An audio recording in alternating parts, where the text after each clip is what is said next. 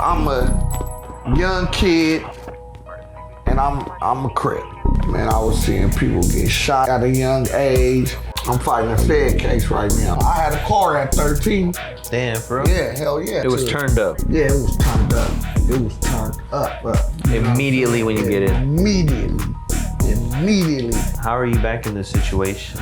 I got comfortable.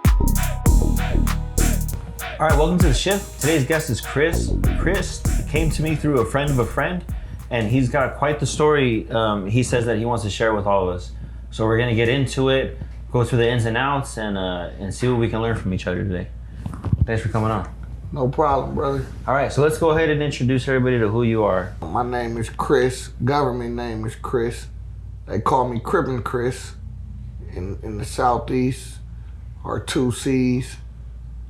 And I grew up in off of Market, 41st, the 40 part. I also grew up in Encanto too. My mom moved to Encanto when I was in the 2nd grade. So my grandma still lived in the hood and my mom lived in Encanto, so I used to go back and forth. Okay, did your parents split pretty young? Yeah, I never seen my mom and dad together ever. Okay. So your parents split, and then who did you grow up with predominantly? My mom. It was just your mom at the house and your siblings? Yeah, just my mom and my siblings. My dad was around, but he wasn't around like, you know what I'm saying, like every day around, you know what I'm saying? Like, would you see, are you talking like a few times a month or like a few times a year? Well, I met him like later in life, like about 11, 12. Really? Maybe about 10. How would you describe your youth? My youth, I was troublesome. You know, I was a little young, ghetto, bad kid out the community. You know, I also had good attributes, but I mostly was just a product of my environment. Like I say, I grew up in Southeast San Diego. So what were some of the things in your environment that you were seeing that molded the way that you grew up? Man, I was seeing people get shot at a young age. You saw somebody actually get shot at a young age? Yeah, at a young age. How? Man. What age? Probably about 7, 8. And it wasn't actually I seen him get shot, but it was like he walked in the house and he walked out and we heard the shots, wah, wah, wah, wah, wah. And I was at my auntie house on 41st and Market, and we went out there, man. It was my cousin and one of my older homies that got shot, you know, and we were sitting in the car. It's a story of vivid memory I'll never forget, you know. Yeah, please share it. Yeah, we sitting in the car and, you know, my cousin in the back seat, I think he got shot in the foot and grazed in the head, and then my homie got shot my older homie, Showcut, got shot in the stomach, and he just laying on the front seat, like just yelling, like, dang, you know, and I'm on the back seat, so that was the first. And you're 7 or 8 years old? Yeah, I'm about 7 or 8, maybe even younger, but 7 or 8, I'm gonna give it 7 or 8. And you guys are on the way to the hospital? No, we actually waited till the ambulance come. And but you guys are just waiting in the car? Yeah, we was in the back seat of the car, me and my cousin, and we was kids, so it was like 3 of us. You know, I just remember him going outside and we hear the shots. And, you know, we just, you know, it was just automatic, like, you know, auntie go outside and, you know, she drive down the block. It was just maybe 3, 4 houses down. It used to be a green box all my homies used to sit on. It was a green box. But yeah, I had one in front of my house. Yeah, people used to die on that box. So, yeah, it was, man, it's so many stories about that box. They moved that box. They moved that box? Yeah, they moved it. It was so many stories crazy. On that box, man. Yeah, it was a... Okay, so getting into your youth, that's a pretty serious event that happens early on. Yeah. 6, 7, 8 years old. Yeah, and I was young. That was... And that's like even, we're not even counting that. Yeah, I was young. Okay. Really, I wouldn't even tell that story. I was so young, you know what I'm saying? Sure. It was so much other things that was going on in my life that... What else is going on in your life during those years? So the reason I was at my auntie house, because my mom had to go to rehab. You know, my mom was, you know, like most young black families that was in Southeast San Diego at that time, she had a drug addiction. Sure. You know, and she had a drug addiction and she had to go to rehab. So now, shouts out to my mama. She got like 35 years clean. You know what I mean? She's a top dog out here, you know, as far as in the program, the NA program and different things like that. She real top dog. So she speaks and do all type of things. And but growing up, community activist type. But yeah, growing up at that time, yeah, she was in her addiction. But make no mistake, she's there taking care of what she needs to do. Yep. And she's there with all you guys, Yep. taking care of being a mom. Yep. Okay, so it seems like you're growing up, your mom, even though she has her issues, you got a solid home. Yep. So where does the trouble start coming in? Like I say, I was just a product of my environment. Well, that's what I'm trying to get. Where's the environment that you're seeing? What else is it? So like the kids, you know, I had family I had friends that, yeah, they mom smoking, full-fledged smoking. Everybody know they smoking. So they could stay out all night and they could do this and do different things that I couldn't do without getting in trouble, but I was still doing with them. You know, so, you know, as I got a little bit older, like 9, 10, you know, I started stealing, you know, hanging out with the kids in the community that really didn't have no home training or really didn't have no, you know, boundaries at home. You know, we hanging and banging, you know what I'm saying? So I started doing what they doing and just doing, you know, just doing what we do, you know? So it wasn't So do you start hanging around gangs then around 9, 10 years old? Yeah. Yeah. Shit. I wanted to be a gang member before that. When I seen colors, I knew I was a Crip. Seen colors? Yeah, when I seen colors, I knew I was a Crip. And I probably, when colors came out, I remember seeing colors when I was a kid too. 1986 or something. Yeah. But so I love colors. I mean, it probably was a little after 86, but I was vividly remembering like I'm on the blue side. You know what I'm saying? I vividly remember that. You know what I'm saying? Yeah. I vividly remember that. Like, you know, because the neighborhood we grew up in was the blue side. Yeah. You know, so I vividly remember. You just connecting dots as a kid. You're like, this is where I grew up. Yep, this is what I'm looking towards. This is my friends. And that's why I say I'm shit, they done made a movie. Yeah. That's I get it. I see the pieces coming together. Because then, like I say, when my mom got clean and she got out of her addiction and she moved to Encanto, that was the red side. Man, I thought they was aliens or something. Man, I was like, man, what the fuck is this, man?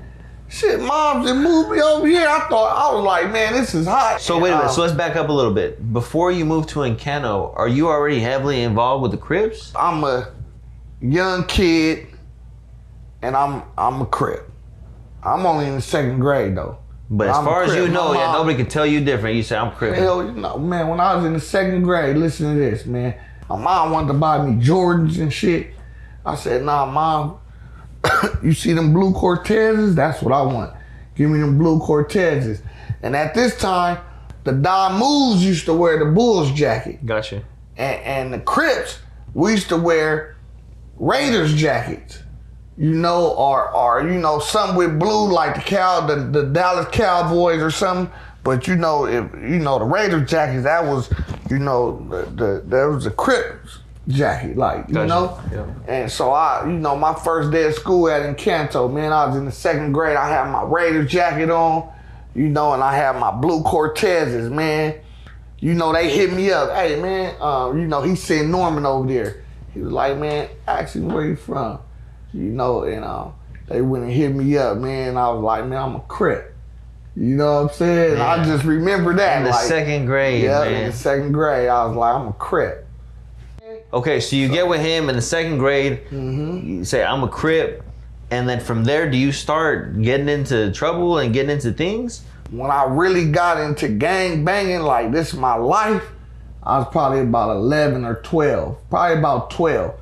And then I'll start hanging out with the older kids that was like 14, 15. Okay. You know what I'm saying? But I was about 12. It was the end of my sports career. 6th, 7th, 8th. That was when I was like, yeah, it was over. I was a full-fledged Crip at that time. Yeah, I was full-fledged. It was no turning back at that time. I didn't know nothing else. Did you keep going to class? Or did you stop going to class? Yeah, I went to class in the 7th grade, and I went to Keeler. Okay. So I was over there with, like I say, I was over there with, you know, with the Bloods. Were you getting tested a lot because of where you were hanging out, or were people like, nah, he's cool, like we fuck with him? Yeah, it was more like that. He cool. We fuck with him. You know what I'm saying? We grew up with him. Yeah. You know what I'm saying? And like I say, but after that year, after the 7th grade year, you're full-fledged. You're in. Man, I got blue. I don't even know if you remember they used to wear the thick blue laces in their shoes. Yeah. Yeah, I used to have thick blue laces in every pair of shoes. You know what I'm saying? I ain't going to Keeler no more. I ain't even going to my mom's house no more. I'm just in the hood. I'm just in the hood. Yeah, I'm just in the hood. But after that, yeah, I was hanging and banging. It was over. It was a wrap. And then so from right there, once you're at that time, I feel like things are probably escalating, right? As far as the trouble that you're getting into. I started going to juvenile hall. And what's getting you into juvenile hall? My first time I ever went to juvenile hall was I didn't have my trolley ticket, man, and the trolley security tried to arrest me, you know, and was talking crazy. I'm talking crazy, and I told him, I said, man, if you take off that badge, I'll beat your ass, you know. And he slammed me all up. Trolley security came, the patrol car. Yeah. They put me in the patrol car, and then the police came, and they took me to juvenile hall. And if you didn't go to jail for nothing drastic, your mom could come get you. So my mom came and got me, and I ended up having a case. But that was kicked off my record. That kicked off my record. Okay, so it kind of didn't really happen. Not kicked off my record. It kicked it off like it. It kicked it off. Yeah, it made it where, you know, now I'm in the system. I got on probation. Oh wow, yeah, that all starts happening. Yeah. From that situation. From that situation, man, I got on probation. And one thing, man, I want to tell anybody that's listening to this, man, especially young kids, young men, sometimes, man, your parents know better than you. I was so young and dumb, I didn't even know what I was getting myself into. You know what I'm saying? I should have just listened to my mom, man, got out that system. So when I ended up getting about 14, I ended up catching a dope case. Cause have in mind, once I start full-fledged, I start selling dope. Once I found out that, shit, man, I can make $150 a day selling dope in the hood. I ain't gotta go to school. Man, I'm hanging out with the homies. Shit, man, that was all she wrote. Mm-hmm. You know what I mean? I used to make $100 every day and put it up in the closet and go get another 50 dub. I used to do that every day and save my money. You know, I had a car at 13. Damn, for real? Yeah, hell yeah. I bought a car at 13, came home with the car. My mom what kind of car was it? What the fuck? It was a 280Z. 280Z. Hell yeah, the 280Z, yeah. Yeah. That's what's up. You came home and what your mom said? She was like, what the fuck? A car, I was 13. 13. Now I'll be listening to myself like, damn, you was 13? 13 is wild. I can imagine my son. Your son's 10, you said, right? He 10. Yeah, so he's about to be 13 in a couple of years. 10. You imagine him pulling up he 10. Like that. So you're doing all this, everything's going good, you think you're all that, you're winning, and you catch a dope case. I catch a dope case. Tell me about that. I was on the run, and one day I was in the hood, man. As soon as we get down there, them fools hit this block, you know, and I try to run and get under the car. I got under the car, but I had a sack on me, you know. I used to keep my sack in a little hole right there. But I was up under that thing for about 30 minutes under the car. Damn, just hiding out right there posted. Yeah, under the car. And you see them the whole time? Like, they're not that far? Like they right on the side. Oh, shit. They right on the side, man. But after 30 minutes? It took them about 30 minutes, man, because the police said, he was like, man, I kept thinking that was a cat up under there. He grabbed me by my feet, man, and pulled me from under there, man. I'm like, damn. Pat you down, found the work. Down, and they felt the work. But they couldn't, you know what I mean? They couldn't get it. Yeah. So he felt the work, so he was like, this nigga got dope on him.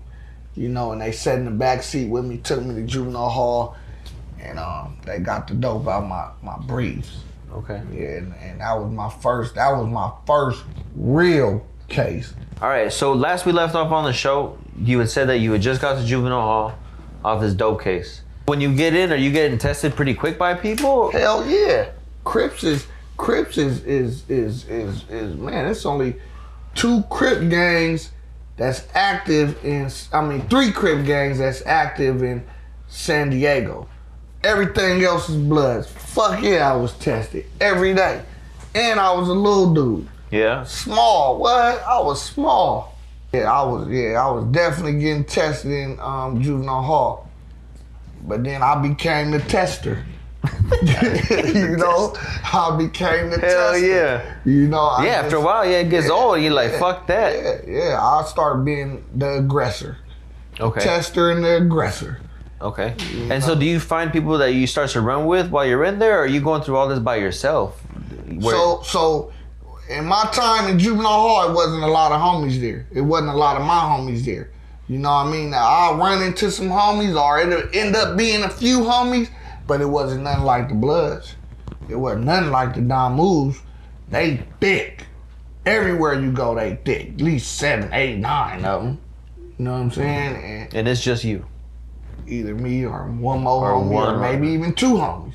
Maybe it'd be 3 of us, but it's about 15, 16 of them. Yeah, it's never a fair fight. What? I mean, you catching fair fights, but you gonna catch more than one. So how long do you end up staying in there? But I ended up doing probably about 6 months. I caught another dope case. You know, I caught a dope case at the spot, and they gave me $450 Cap Barrett. That was another situation. I was, you know, tested a lot because, you know, like I say, I was small. My name was active. My name was out there, and shit.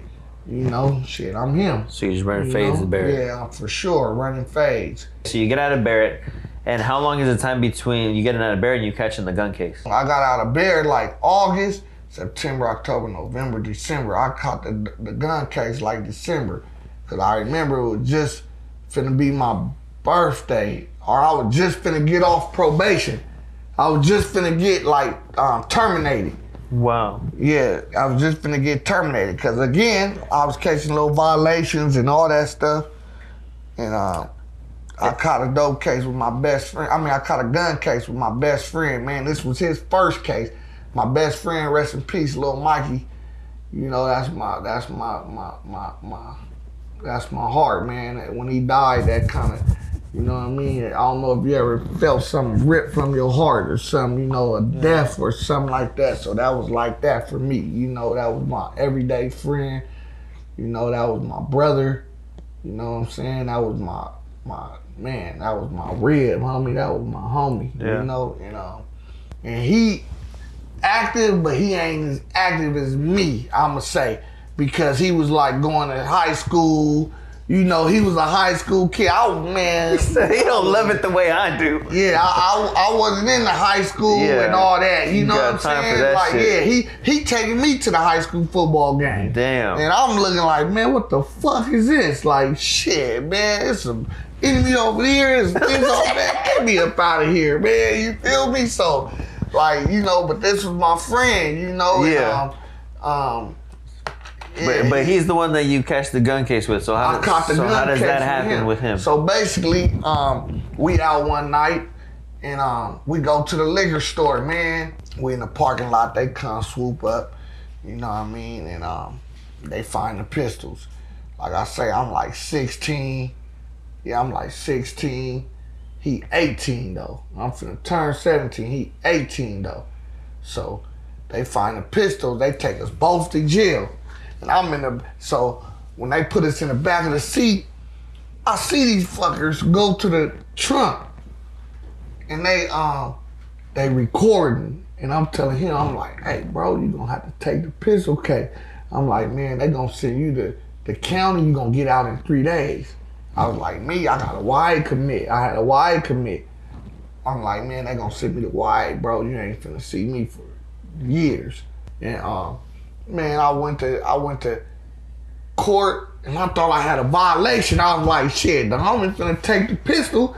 Like, you know, I got a violation. So I'm thinking they still finna unsuccessfully terminate me. You know what I'm saying? Man, they charge you for the gun. You know, I'm like, how they charge me for the gun? You know what I mean? He said it was his gun. It was his car. What the fuck you want me to do? You know? They like, nah, they got recording on you saying, you know, my lawyer telling me like, they got a recording on you saying, you know, shit, coaching him into taking the gun case. Yeah. So basically, they just charged both of us. Yeah. You know, and they sent me to YA for that. They sent me to YA. And then when you get there, what's that experience like? YA? Now that was the experience. That's when. So YA turned me from a young boy to a young man. You know what I'm saying? YA turned my G up. YA made, you know what I'm saying? Like, it wasn't no more, you know what I mean? Like, nigga, your name ain't nothing up here. Nigga, I'm up here with murderers that didn't, you know, they didn't kill at 13. Ain't never had no pussy. You know what I'm saying? Yeah. Like, shit, and they ain't here today 25. You know, and, you know, YA was more like, you know, like I say, it turned me into... It was turned up. Yeah, it was turned up. It was turned up. Immediately when you get in. Immediately. I'm talking about from SR. That's like reception. From SR, I get into it with this dude, you know, he kind of banged on me real tough. I ain't even felt nobody ever bang on me like that, you know what I'm saying? Like, yeah, man, he banged on me in the reception, you know, and I'm like, damn, he was from Long Beach, insane, you know, and I'm sorry, it's just the way you said it. Nah, it's good. A lot of the way you said it. I didn't even know, like, you know, LA politics and San Diego politics, that's a whole nother story. But a lot of politics I didn't even know. So after reception, what happens next? So after reception, they send me to TS. What is TS? So TS, they used to call that gladiator school. You know, I didn't go to Nellis, I didn't go to Paso. Them is all the steps to TS. You know, okay. TS is like where the big dogs go. You know, TS was, it had prison politics. There was a lot of racial wars there. You know, people using razors, straight razors and shit. Oh shit! You know, it's turned up again. Yeah, it's just, They turned the fuck up. Yeah, this is baby prison. Baby prison. This is baby prison. And where's this located It's people at? here that have been in prison. It's people here with life. Like I said, it's 13 years old that committed their crime at 13. They 20 now. They never had a piece of pussy in their life. Yeah. You know what I'm saying? Yeah. And yeah, it's a whole different, it was a different, for me, coming from juvenile hall and coming from the outside world and having mine, I ain't in here for no murders or, you know what I'm saying? I ain't never really experienced these things where it's like, shit, man, I'm in here with motherfuckers that did some shit. Like killers, yeah. Yeah, shit, you know what I'm saying? And having mine again, I'm only barely turned 18, just turning 18, doing this whole little process. So it's people in here that's 25, 24. It's people in here that's been down since they was 13 and 23 and 24. So they've been down 10 years. Yep. Man, why? Man, it'll crush you. You're gonna get hurt. Yeah, it'll hurt you. It'll ruin your whole career, everything you ever worked for. I done seen, that's the first place I ever seen some gay shit. Some real gay shit. Oh, okay. You know what I mean? Like homosexuals. Yeah. Just full on for the first time. Man, I'm talking about regular people like me and you wouldn't even think, and he think getting some head by another guy is okay. Yeah. I'm like, huh? Man, I'm losing respect for you, even though you might be a rider, you might be one of them that's gonna do a whole bunch. But me, I just can't respect you. Yeah, no, I feel you. That's just me. Okay, so you go to TS, you're in there, and are you getting adapted pretty quick? Yeah, I got adapted quick, but I mean, yeah, I got adapted quick, but you know, like I say, I'm still not like them, like, you know what I'm saying? So let me see if I understand you correctly. You still feel out of place because this turned up so far. that you're like, I wasn't running like this. I'm not like them. This is like you're in a strange environment. Even though you're running and you're doing all these things, you're in a different environment. Right, where it's been turned out, like you said, you're in baby prison now. Right, they sent me straight to TS. Shit, a week after I was there, I was in a racial riot. A week after. Damn near got my jaw broke. Did you know it was gonna happen before it broke out, or did it break out and surprise you? I had homies there, but they had been there a while, and they, like I say, they turned up. They been at that. They been to Nellis, you know what I mean? They been at all these different places, yeah, where they already know what time it is. You know what I mean? Now, like I'm saying, I'm fresh. You're a weekend. Yeah, I don't know what's going on like that. So he sent me a letter. My boy H-Bone sent me a letter, and he like, look, bro, when it cracked, he like, don't hesitate, get off. He was like, don't do no running. He said, it was like a list, 10 commandment list of what you need to do when it crack off, or what to do. You know? I'm sorry, you read the letter real quick like that, and it said, when it pops off, don't hesitate, get off, and here's 10 steps for success. Yeah. For how to make it through this riot now. Yeah, I know, not that riot, but any riot. Anything. Anytime it's a situation up in this here. was just the rules for hitting here. Right, this is the 10 commandments, fool. You better follow every one. And if you don't, you're gonna find yourself a victim. That's what they call you in TS, a victim. Either you the aggressor or you the victim. It's either one. You know what I'm saying? Ain't no in between. And that's what turned me into the aggressor. This situation right here turned me to the aggressor. So come out, we line up, and he crack it off. He started hitting the boy. He started hitting me, but it crack off. And I'm watching in amazement. I'm like, what the fuck? This is a riot. Everybody moving around.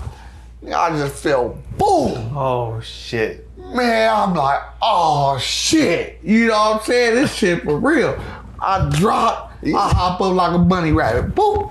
I hop up, I'm looking, and they trying to get me. Because, see, one thing they prey on is the smallest, the biggest, or the weakest. You know what I mean? If you crippled or you ain't got all your, you know what I mean? That's why I work out today. Yep. You know, in case one of these young motherfuckers try it. You know what I'm saying? I'm gonna beat that ass. You hear me? Yeah, in case one of these young motherfuckers try it. That's why I work out every day today. Hell yeah. You know what I'm saying? Just in case. But it cracks off. You get hit. Yeah, it crack off. I get hit, man. I drop. I hop up. Because I ain't knocked out. So I hop up. You know what I mean? They on me, right? I'm backpedaling. They like, get him, SC. I'm backpedaling. I'm like, shit, they trying to get me, because I'm small as a motherfucker, So I'm backpedaling. I'm trying to throw something, but it ain't really doing nothing. I'm just really trying to get to safety. Survive, you know what I'm saying? So I get where, over here was like a gang of dime moves. They kind of, when it cracked off, it kind of spread it. You know what I'm saying? And I ended up being in the middle, but I ended up wiggling my way over here. So I ended up getting over there, man, and they didn't want to run into the pack of the blacks like that. You know what I'm saying? So they went back in the riot. And I was about 20 years old, turning 21. Okay. When I got out, yep. And when you get out, do you go back to your grandma's or to your mom's, or where do you go? Shit, when I got out of YA, I go to my mom's, but, I'm 21 now, so, I'm in the hood, you know what I'm saying? I got little broads, I'm everywhere. Yeah. And let me just clarify, you haven't slowed down at all when you get out. Nah, as soon as I got out, I was in the hood every day. We had the biggest dope spot in San Diego. Oh, shit. On Raven, so I'm over there every day selling dope. You know what I'm saying? Shit, I caught a dope case after that. 3 months after I got out. 3 months after you got out of YA? Yep, 3 months. Yep, I caught a dope case. You didn't slow down at all. Nah, I thought I would. That's one of them sayings, man. Somebody go in there, they got a whole bunch of jail talk till they get out. And, everything is in their face, So Were you talking though that when you got out that you were gonna switch it up, or that you were gonna try to clean up or get a job or something? When I was in there, like I say, I ain't never been a dummy, so I always talk. I always like, you know, when I'm talking to, you know, different people, you know, it kind of moved my plan. Like, you know, like my plan wasn't to do what I did when I got out. And then so you catch a dope case again 3 months after you get out of YA, and you get discharged pretty quick. You don't spend a lot of time in there, you're saying. And then how long is it until you I get don't to get that discharged. I got out of county jail though. Yeah, you get out of county jail, you're chilling, And you I get that all got taken discharged care off of. of YA parole because I was still on YA parole, remember? Got you, yeah. Okay. So I maxed out basically. Okay. It's called maxed out. So you're clean pretty much, I mean, of all this stuff, and then you catch another gun case that leads you to prison? Mm-hmm. I caught a gun case walking down. Man, I was doing some dumbass shit, man. I was walking down the main street in the hood, man. Hot as fish grease. It was hotter than fish grease, meaning police everywhere. Yeah. I see them double take. They went like this. Man, they must have, you know, them little dividers and shit. They must have ran over that shit trying to get to me. And it was a little hole in the bottom of the gate on the bridge. I ran through the hole of the gate. I ended up on the freeway and shit. I threw the gun and shit. Man, they say some motherfucker pulled over talking about he threw the gun right there. They got the gun, took me to jail. I was like, fuck, I just can't get it, man. Like, fuck. But now, as I'm older, I rewind that shit. I was like, man, I was just a dummy. You thought it was gonna be a different outcome? You doing the same exact shit every time you get out from. You don't even give yourself a chance. No, it's not even a year. Yeah, not even 6 months in these cases. You're just right back at it over again. That was my life for a long time. That right there. After that, I was going to jail pretty often. Like this case, I went to jail. I was going to jail, but I never done over a year. What's it like when you get to prison, though? That shit was crazy. Again, it levels up again. Yeah. You know, my first cellie, I never forget this dude, man. He stabbed his wife 31 times. You know, and that fool used to wake up talking about, yes, sir, I killed my wife. I killed her. And I'm like, man, this can't be right, man. You got me in here with 16 months. Well, motherfucker got 90 years to life, bro. Come on. Damn. What's going on, man? Man, that shit was crazy. Wait, this is your first celly immediately after you get in? Yeah, immediately when I went to prison, that was my first celly. Damn. That was my first celly in Donovan. You know, I had a lot of homies through there, you know, because that's our backyard, Donovan. Yeah, I was going to say, when you go there, is it more like, hey, yeah, no, I had a lot settle in a little bit quicker than all these other experiences? Yeah, I settled real quick because I had a lot of homies here and a lot, you know, I was a young homie, you know, and a lot of them, everybody knew me. Yeah, they like, right, man, that nigga Crippin in the pen, you know, so everybody kind of knew me, you know, as far as the homies. Yeah. You know, but... And throughout all this, why do you think that you didn't stop? Why do you think that you never pivoted out and went straight? Because we know you have it in you. I mean, look where you're at now. Why do you think that didn't happen sooner? I wasn't ready. I just think I wasn't ready. Like, you know, like I say again, man, I don't want to keep blaming it on that, but, you know, I was a product of my environment. The people I was around was...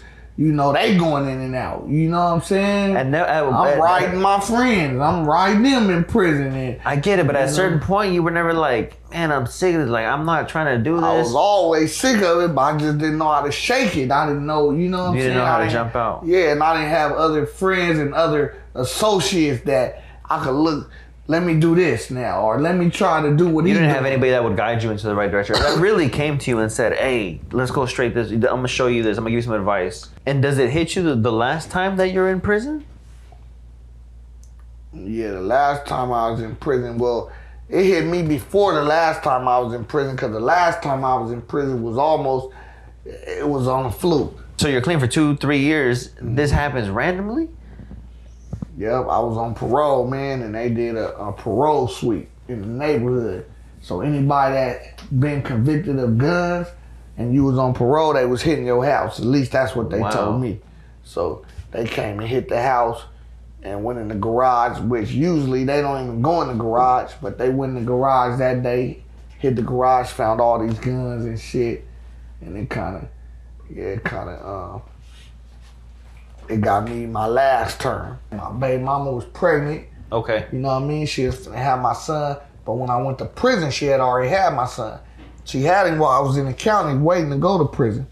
You know, so I didn't get to see my son until he was about 6 months. You know, so I was trying to get back to that. Okay, so you get out the last time, you got your son, everything's cool, and how long ago was that? 2014 I got out. Okay. 2014. 2014 you get out, and then what, career-wise, what do you get into? I was still hustling, but, you know, getting a little bit of different money, you know. Uh-huh. And I had my son when I got out. I had my son, like I say. So that was 2014. It's what, 2024? 10 years. I ain't been to prison since. 10 years. 10 years. You know? And yeah, that was my last prison time right there. Okay. And then, are we going to talk about what's coming up next for you? You talk about whatever you want to talk about, yeah. What's going on now that you're going to be going back in? Right now, I'm basically I'm fighting a Fed case right now, man, and I got a conspiracy case. But like I say, 10 years I've been doing good. I ain't really been out here, you know. I've been hustling, but I ain't been getting in trouble, you know. So yeah, I got a Fed case. They picked up from 2020, and they just charged me in 2023. And I guess I'm gonna go get sentenced next month. But you know, I'm going in there with God, faith, prayer, and man, I'm going in there with my chin up, my chest out. And we just, you know, leaving it in God's hands. You shifted. It's been such a long time since you've been in. And even when you said that you were getting out, you were already past tripping on people and kind of like in this aggressive, heightened state. Mm-hmm. As you see that it's coming closer on the horizon, do you think about that you're going to have to tap back into that mindset and bring that part of you back out that's been put away for so long?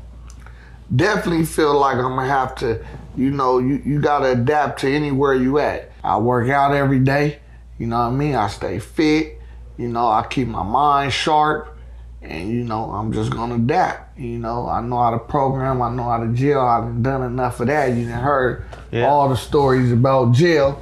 So, you know. I don't want to cut you off, but did you think that you were gone and you weren't ever going to go to jail again? Or did you have it in the back of your mind that I'm not sure if I'll ever go back? Man, I thought I escaped. I thought I passed. I thought I was slipped through the cracks. Like, man, I've been doing good 10 years. I got a business, bought myself a business. I'm making money like I'm selling dope. What else do I want? I got my son, I got my daughter, I got my mom, my dad. You know, they finally look at me like they oldest son, respect my mom. I done put $50,000 in my mama's house. You know what I'm saying? Helping her, like all the things you dream of, you know, just coming up and just, you know, being the man, you know. Yeah. I was that. I'm that. You know, I'm the provider. You know what I'm saying? What happened though? You shifted. You spent so much time out cleaning. It's not on your mind. Mm-hmm. How are you back in this situation? Because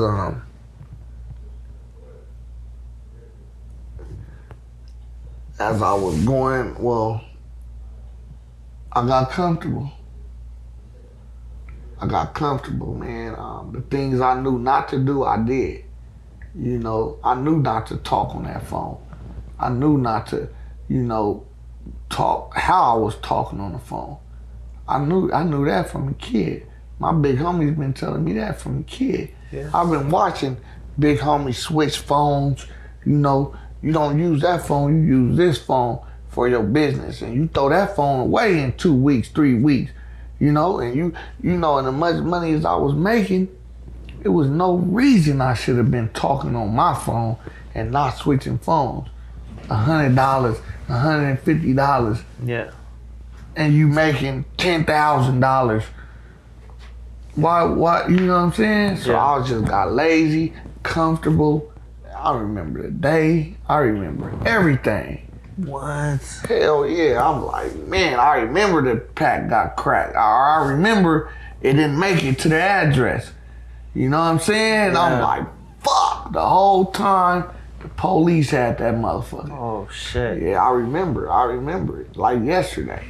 What? You know, then all my phone, it was, like I say, they had my phone wiretapped, they had pictures, they had drones over my house taking pictures, my mom's house.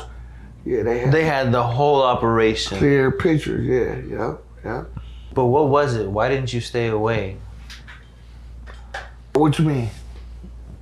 Why were you involved in this? It seems like you had everything, like you said. You're finally providing. Oh you're doing yeah, good. no, I wasn't. Everything's good. When they came and got me, I wasn't selling dope or messing around or doing none of that. I wasn't hustling no more. No, I'm saying in 2020 though. Oh, in 2020, I mean, you gotta know this, like, I ain't never really had a job, so I always was hustling. I just found a better way to hustle. I just knew how to hustle and make more money and not get caught. It wasn't really, I was doing the all the way right thing, but I was doing the right thing and not getting caught. I wasn't, you know what I'm saying? You I were was never getting- fully done. Yeah, but no, but yeah. Because like I was making money, but I wasn't out here banging and That's what I'm saying. yeah, I wasn't out here like with the little homies. Yeah, you're not gang banging and running around, Yeah, but you're still, you know, in the game. engaging in criminal activity Yeah, in the game. in the game. So you haven't truly put it down and gone away from it.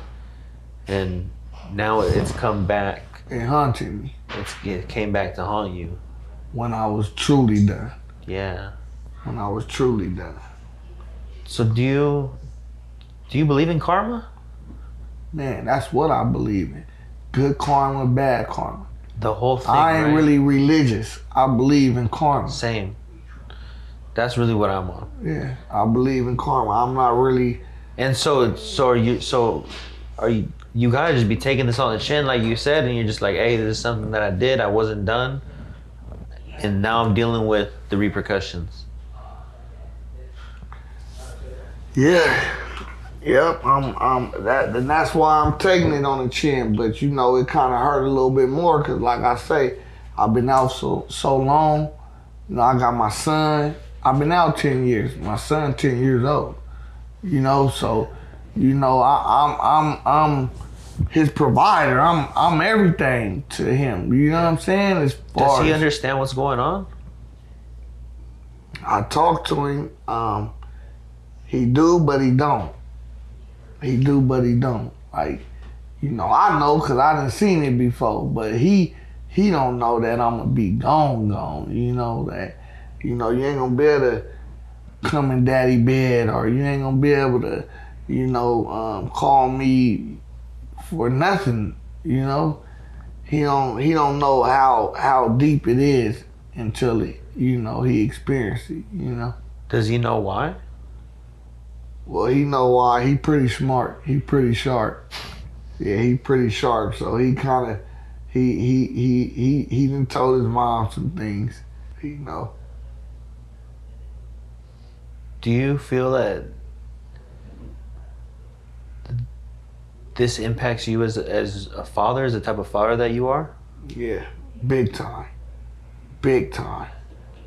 This is probably the most, like I say, all the times I ever done, nothing has been more effective than the time that I'm finna do. Like, you know what I mean? As far as the impact on my family, my life, my livelihood, you know, like I say, I've been under the radar. I ain't been getting in trouble. Everybody don't really know my business. But you still got to deal with this. It's not completely done with you yet, because you weren't living as righteous and as clean as you thought you were. Or I didn't get away like I thought I did. Well, obviously. Yeah. But ultimately what it comes down to is the decisions, right? Yeah. And that these are the decisions you were making, and you put it out, and it's come back again. What do you think about mentally preparing yourself to go back in for this one?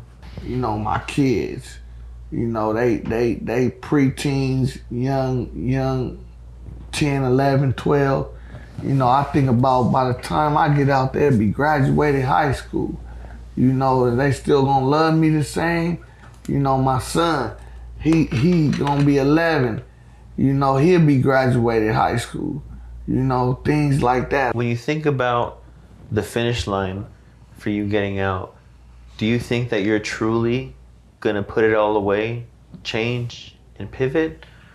Or deep down, if you really think about it, is there still an ounce of you that feels you could still get drawn back to your own ways because it's been such a huge part of you for so long? I'm talking any criminal activity. Any criminal activity ever in life? I mean, I can't say. I can't say because, you know, things happen every day. And my survival instincts is just that, survival. So, you know, a pandemic could hit. And I might have to, you know, do some curves and turns that, you know, I'm gonna need to get some money to survive. You know, no, I'm not gonna do what I know, you know, gonna cost me 10 years. Sure. But, you know, if I gotta, you know, bend the rule or bend something to get a little, you know what I'm saying? But that's not on my heart or on my mind that I'm gonna be going to do no It's not crime. what you're searching out. Nah.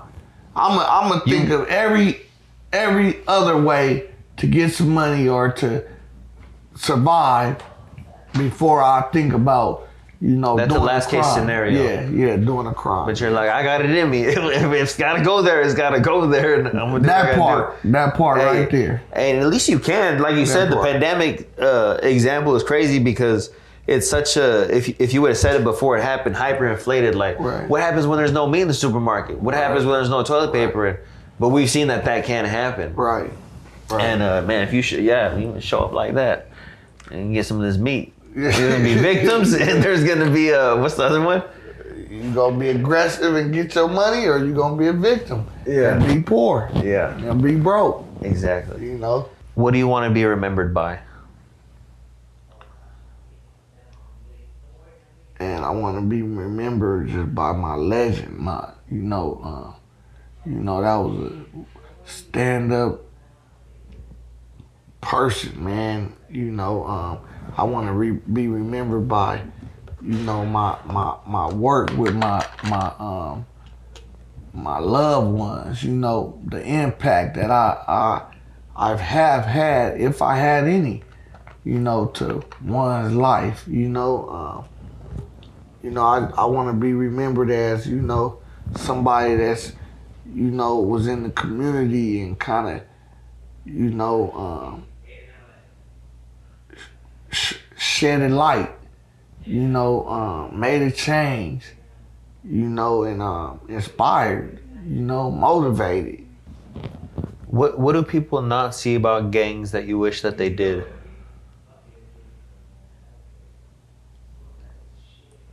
It's a dead end, man. The gang life is like, man, that was, you know, like I say, sometimes you're just a product of your environment, but, you know, the gang life, it didn't really get me nowhere, you know. It wasn't really helpful in my life and getting to where I want to be or getting to where I'm at now.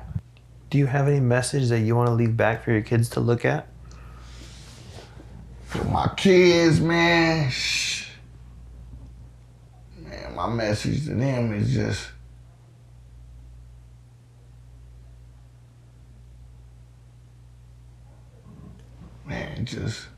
man, I love them. I love them, and you know, just I need them to you know, pick up the slack. You know, when your mom ain't there, your dad ain't there, you know, you gotta learn survival out here, and you gotta keep the legend. You gotta keep the legendary going. You know, you gotta keep, you know, what you've been taught, and your willpower and your strength. You gotta keep that at full tap. You know, you gotta keep that at, you know, the highest level. You know, so you know, and we still learning. We learning together. As of right now, we learn together. I'm learning how to be a good dad and a good parent and a good ear to them, you know, so I'm still learning. And, you know, I just want to know that, you know, anything I may have done and didn't do right, I apologize, you know, and I love you with all my heart. Well, let's end it like this. The floor is yours. This is your time to say any last things you want on the show to let people know. First of all, I thank you for having me. You know, this was a blessing. This was an honor. This was, you know, a nice opportunity to get my words out, my thoughts out, my heart out.